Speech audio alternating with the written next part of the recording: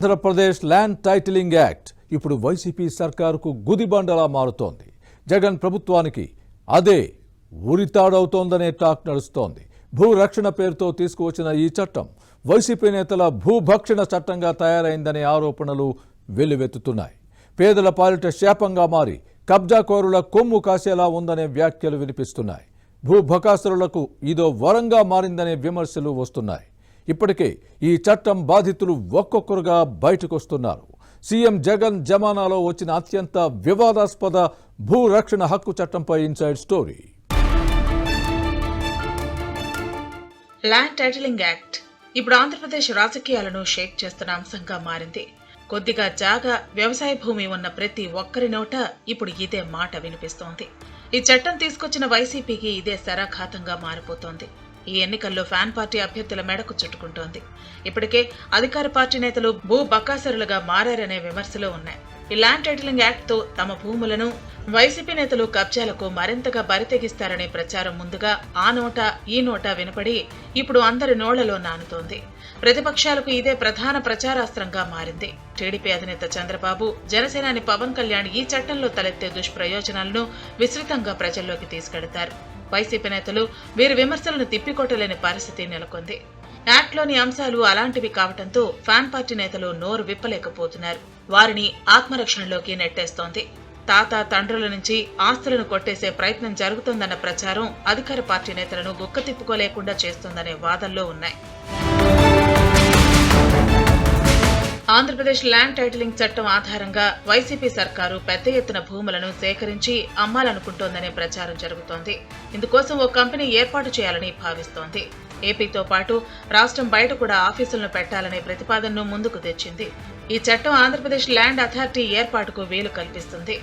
ఇది ఓ కార్పొరేట్ సంస్థలా వ్యవహరిస్తోంది. అది భూములను సేకరించి ల్యాండ్ బ్యాంక్ ఏర్పాటు చేయడంతో పాటు అవసరాల కోసం వాటిని అమ్మి సొమ్ము చేసుకుంటుంది. ఆ సొమ్మును ఇష్టారాజ్యంగా ఖర్చు చేసుకునే వెసులుబాటు ప్రభుత్వానికి ఉంటుందని న్యాయ నిపుణులు అంటున్నారు. రైతుల భూములకు శాశ్వత హక్కులు కల్పించేందుకు ఏర్పాటు చేసే ల్యాండ్ అథారిటీ కార్పొరేట్ కంపెనీలాగా ఉండటం ఏంటి అనే ప్రశ్న వస్తోంది. అంటే ఇది కూడా ఏపీఐఏసీ తరహాలో పనిచేయనుందా? టైటిలింగ్ చట్టాన్ని చరాస్తులకు ఎలా వర్తింపజేస్తారు? భూములు సేకరించడం, అమ్మడం చేసే పనులు ఈ సంస్థ చేపడుతుందంటే అర్థం ఏంటి? ల్యాండ్ అథారిటీ అనేది ఫక్తు వ్యాపార సంస్థ కదా అనే ప్రశ్నలు వస్తున్నాయి. ల్యాండ్ టైటిలింగ్ యాక్ట్ నిబంధనల ప్రకారం ప్రభుత్వం నిర్దేశించిన నిబంధనలను పాటించకపోతే కోర్టులు ఇచ్చే ఆదేశాలను కూడా అమలు చేయడం జరగదని అంటున్నారు. రైతు తన భూమి విస్తీర్ణం లేదా ఆస్తిపై టైటిల్ రిజిస్ట్రేషన్ అధికారి తీసుకునే నిర్ణయాన్ని సవాల్ చేస్తూ సివిల్ కోర్టులకు వెళ్లటానికి వీలు లేదని ఈ చట్ట నిబంధనలు చెబుతున్నాయి. ఒకవేళ వెళితే సంబంధిత కోర్టు నుంచి ఓ సర్టిఫికెట్ తీసుకొచ్చి టైటిల్ రిజిస్ట్రేషన్ అధికారికి 15 రోజుల్లో సమర్పించాలి. అలా గడువులోగా ఆ రైతు సర్టిఫికెట్ సమర్పించకపోతే తేడా వచ్చినట్టే.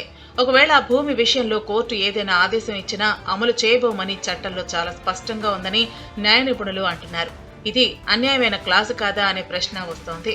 రైతులకు న్యాయాన్ని నిరాకరించడం కాదా అనే వాదనలు ఉన్నాయి. ఒకవేళ గడువు తీరిన తర్వాత కోర్టు సర్టిఫికెట్ ను తీసుకోవాలంటే టైటిల్ రిజిస్ట్రేషన్ అధికారి సంతృప్తి చెందాలట. ఇదెక్కడి విధానం అని ప్రజలు నిలదీస్తున్నారు. అధికారి దయాదాక్షిణ్యాలపైనే న్యాయం ఆధారపడి ఉంటుందా? ఇది రైతు కంటకమైన క్లాసు కాదా? దీన్ని ఎలా సమర్థించుకుంటారు అని వైసీపీ ప్రభుత్వాన్ని జనం ప్రశ్నిస్తున్నారు.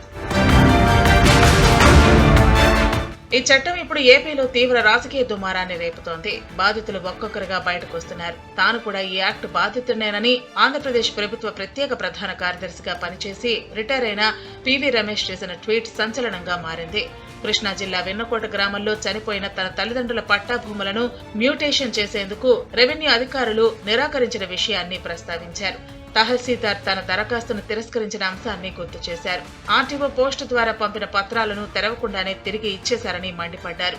తల్లిదండ్రుల భూములపై తనకు హక్కు లేకుండా చేస్తున్నారని ఆందోళన వ్యక్తం చేశారు. ఐఏఎస్ అధికారిగా 36 ఏళ్ల పాటు ఆంధ్రప్రదేశ్ కు సేవలందించిన ఓ అధికారి పరిస్థితి ఇలా ఉంటే సామాన్య రైతుల దుస్థితిని ఊహించలేమంటూ పివి రమేష్ ఆవేదనతో చేసిన ట్వీట్ ఇప్పుడు రాజకీయ వర్గాల్లో హాట్ టాపిక్ గా మారింది. ఈ చట్టం తీవ్ర దుష్పరిణామాలకు దారితీస్తోందనే టాక్ నడుస్తోంది.